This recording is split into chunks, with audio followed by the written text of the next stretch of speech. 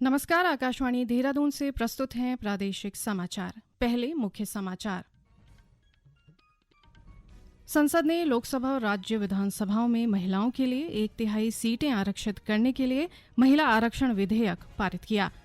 ऐतिहासिक विधेयक पारित होने के बाद लोकसभा और राज्यसभा अनिश्चितकाल के लिए स्थगित।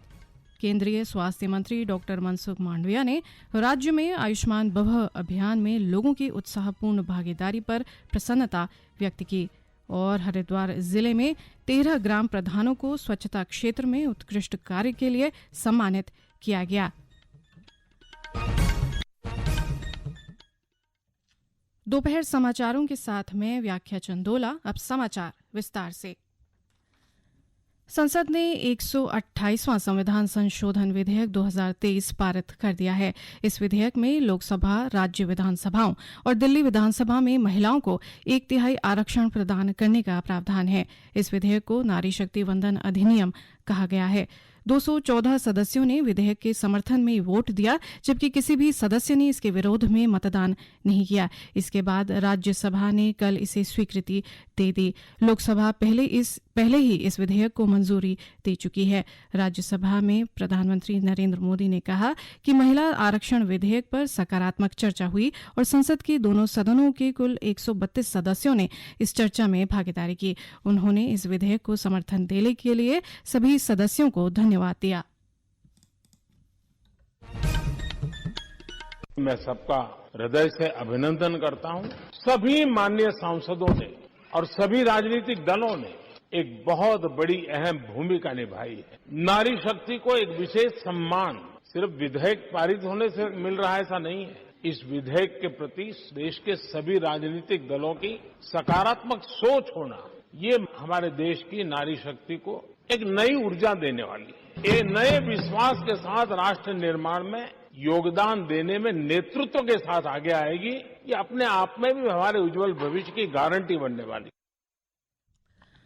मुख्यमंत्री पुष्कर सिंह धामी ने कहा कि नारी शक्ति वंदन अधिनियम देश के समावेशी विकास में मील का पत्थर साबित होगा। नेता प्रतिपक्ष यशपाल आर्य ने कहा कि महिला आरक्षण विधेयक का पारित होना प्रसन्नता का विषय है। उन्होंने कहा कि कांग्रेस ने हमेशा से इस बिल का समर्थन किया है।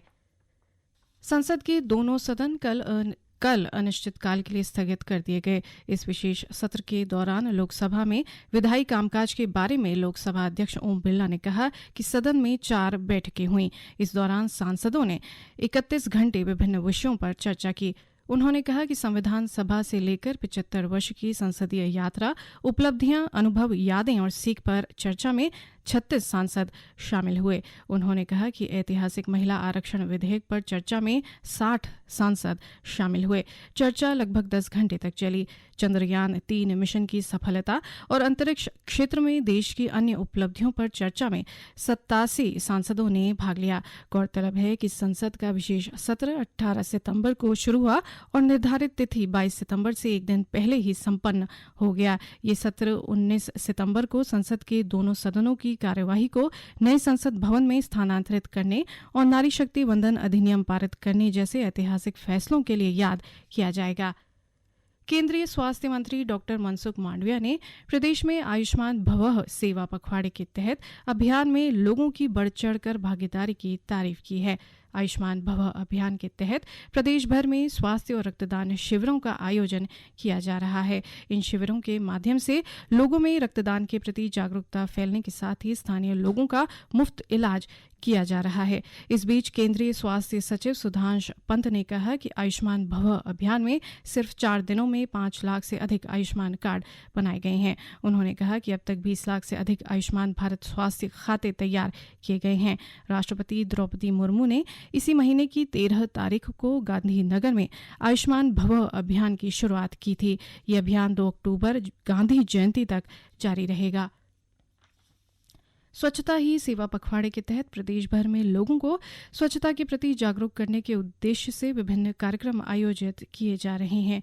इसी कड़ी में हरिद्वार जिले में 13 ग्राम प्रधानों को स्वच्छता क्षेत्र में उत्कृष्ट कार्य के लिए प्रतीक चिन्ह और प्रमाण पत्र प्रदान कर सम्मानित किया गया। स्वच्छ भारत मिशन ग्रामीण के तहत हरिद्वार को राज्य में प्रथम और राष्ट्रीय स्तर पर 6वां स्थान प्राप्त होने के उपलक्ष्य में इस कार्यक्रम का आयोजन किया गया। जिलाधिकारी धीराज सिंह गर्ब्याल ने सम्मान समारोह में कहा कि स्वच्छता ही सेवा पखवाड़ा और आयुष्मान भव अभियान आगामी 2 अक्टूबर तक चलेंगे। ये समाचार आकाशवाणी के देहरादून केंद्र से प्रसारित किए जा रहे हैं। ताजा समाचार के लिए आप हमारे फेसबुक पेज आकाशवाणी समाचार उत्तराखंड और ट्विटर हैंडल @AIRnews_DDN को फॉलो कर सकते हैं। ये समाचार यूट्यूब चैनल आकाशवाणी समाचार उत्तराखंड को सब्सक्राइब कर सुने जा सकते हैं। साथ ही ये समाचार आकाशवाणी की वेबसाइट www.newsonair.gov.in/उत्तराखंड पर भी उपलब्ध हैं। प्रधानमंत्री नरेंद्र मोदी आज शाम दिल्ली के प्रगति मैदान में भारत मंडपम में टीम G20 के साथ बातचीत करेंगे। श्री मोदी इस अवसर पर सभा को भी संबोधित करेंगे। बातचीत के बाद रात्रि भोज होगा। इस बातचीत में लगभग 3000 लोग भाग लेंगे जिन्होंने G20 शिखर सम्मेलन की सफलता में योगदान दिया है। इसमें विशेष रूप से वे लोग शामिल होंगे जिन्होंने शिखर सम्मेलन के सुचारू संचालन को सुनिश्चित करने के लिए जमीनी स्तर पर काम किया है। इसमें विभिन्न मंत्रालयों के सफाई कर्मी, ड्राइवर, वेटर और अन्य कर्मचारी शामिल हैं। इस बातचीत में विभिन्न विभागों के मंत्री और अधिकारी भी शामिल होंगे। उत्तरकाशी जिले में विशेषकर यात्रा मार्गों पर साफ सफाई का विशेष ध्यान रखा जा रहा है ताकि गंगोत्री और यमुनोत्री धाम जाने वाले श्रद्धालुओं को असुविधा न हो। इसी क्रम में जिलाधिकारी अभिषेक रुहेला ने यात्रा व्यवस्था से जुड़े अधिकारियों को यात्रा मार्गों पर सुरक्षा और स्वच्छता का विशेष ध्यान रखने के निर्देश दिए। उन्होंने कहा कि इस मामले में लापरवाही बरतने वालों पर सख्त कार्रवाई की जाएगी। इस बीच मानसून सीजन के बाद गंगोत्री व यमुनोत्री धाम में तीर्थ यात्रियों के आवागमन में अब वृद्धि देखी जा रही है। यात्रियों की बढ़ती भीड़ को देखते हुए जिलाधिकारी ने वाहन दुर्घटनाओं पर नियंत्रण के लिए पुलिस और परिवहन विभाग को सतर्क रहने को कहा है।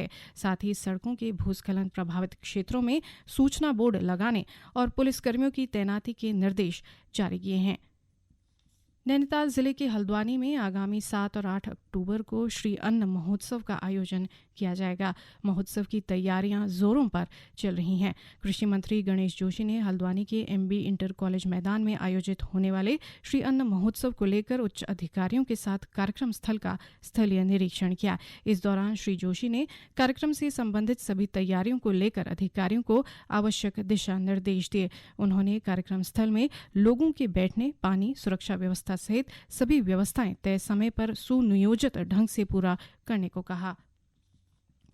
उत्तरकाशी स्थित पर्वत माउंट थेलू को एनसीसी के 5 कैडेट्स के एक दल ने फतह किया है।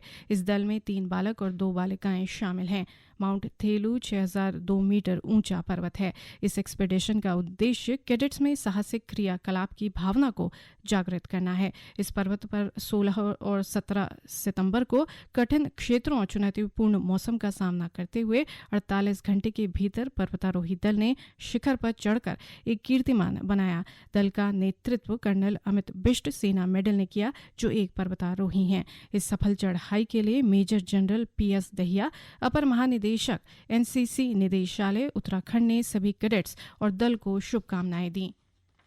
केंद्र सरकार ने टीवी चैनलों से ऐसे लोगों के विचार और एजेंडे को मंच प्रदान करने से बचने की सलाह दी है जिनके खिलाफ गंभीर अपराधों या आतंकवाद के आरोप लगे हैं तथा जो ऐसे संगठनों से जुड़े हैं जिन्हें कानून द्वारा प्रतिबंधित किया गया है। सूचना और प्रसारण मंत्रालय ने परामर्श में कहा है कि मंत्रालय को ऐसी जानकारी मिली है कि विदेश के एक ऐसे व्यक्ति को टीवी चैनल पर चर्चा के लिए आमंत्रित किया गया है जिसके खिलाफ आतंकवाद सहित गंभीर अपराध के आरोप लगे हैं और जो ऐसे संगठन से जुड़ा है जिसे भारत में कानून द्वारा प्रतिबंधित किया गया है। मंत्रालय ने कहा कि उस व्यक्ति ने ऐसे कई बयान दिए जो देश की संप्रभुता, अखंडता, देश की सुरक्षा और भारत के मित्र देशों के संबंधों के लिहाज से महत्वपूर्ण है और जो देश की व्यवस्था को अशांत कर सकता है। अंत में मुख्य समाचार एक बार फिर।